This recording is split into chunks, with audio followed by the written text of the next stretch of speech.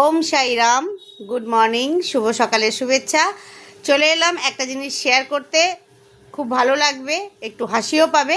সেটা হচ্ছে অনেকের ঘরেই হয়তো হয়, তবে আমার ঘরে হয়, সেটাই আমি তোমাদের সঙ্গে শেয়ার করতে এসেছি। দেখো, আমার মেয়ে যখন রাতে ঘুমায় তার কি কি সঙ্গী সাথী নিয়ে ঘুমায়। এক তো দেখ, এই যে ইনি বসে আছেন, ইনি বসেই থাকেন সারাদিন ধরে। সঙ্গে কি কি আছে সেটাও দেখে নাও।